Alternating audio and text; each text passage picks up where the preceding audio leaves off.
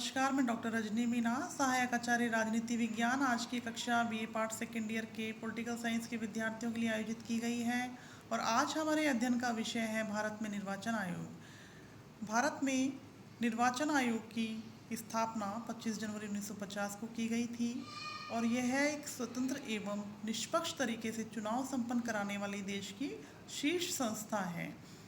इसका उल्लेख संविधान में अनुच्छेद 324 से 329 तक किया गया है और यह 4 प्रकार के चुनावों को संपन्न करवाती है। संसद के चुनाव, राज्य के विधानमंडलों के चुनाव, राष्ट्रपति के पद का चुनाव और उपराष्ट्रपति पद का चुनाव। इन चुनावों से संबंधित कार्यों का अधीक्षण, निर्देशन और निर्वाचक नामावलियों पर नियंत्रण रखने का कार्य भारतीय निर्वाचन आयोग करता है।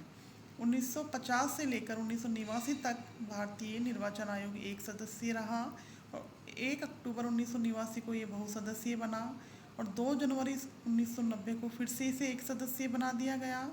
1 अक्टूबर 1993 से वर्तमान तक ये बहुसदस्यीय बना हुआ है। वर्तमान में इसके 3 सदस्य हैं। मुख्य निर्वाचन आयुक्त की नियुक्ति राष्ट्रपति के द्वारा की जाती है और इसके अन्य सदस्यों की नियुक्ति हेतु संसद कानून के द्वारा प्रावधान कर सकती है। इनकी सेवानिवृत्ति की आयु 65 वर्ष या 6 वर्ष जो भी पहले हो जाए है। इनको हटाने की विधि महाभियोग द्वारा है।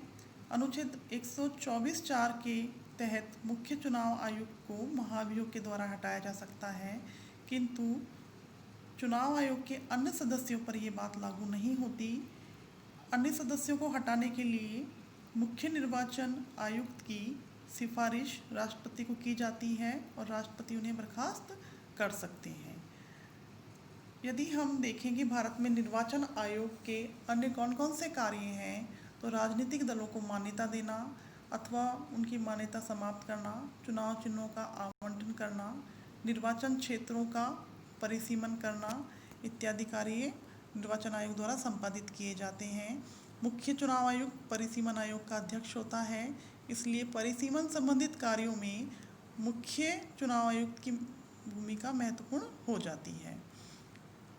संसद के चुनाव हो या राज्य विधानमंडल के चुनाव हो, राष्ट्रपति या उपराष्ट्रपति पद के चुनाव हो, इनकी तारीखें घोषित करना, इनके चुनावी खर्चों की निगरानी करना, आचार संहिता लगाना व उसका पालन करवाना, मतदाता पहचान पत्र तैयार करवाना, चुनाव चिन्हों का आवंटन करना इत्यादि कार्य भारत में निर्वाचन आयोग द्वारा संपादित किए जाते हैं।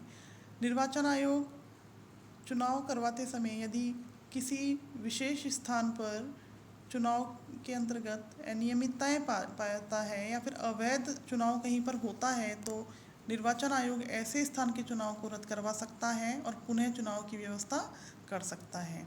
हम देखते हैं कि अनुच्छेद 103 के अंतर्गत संसद सदस्य की योग्यता के संदर्भ में भी राष्ट्रपति को परामर्श देने का कार्य मुख्य निर्वाचन आयुक्त द्वारा किया जाता है।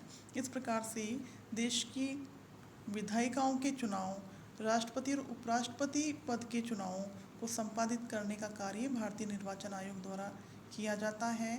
संपूर्ण चुनावों पर नियंत्रण, उनका नियमन भारतीय निर्वाचन आयोग करता है। इस प्रकार से भारत में निर्वाचन आयोग एक महत्वपूर्ण संस्था है। आज की कक्षा यहीं तक। धन्यवाद।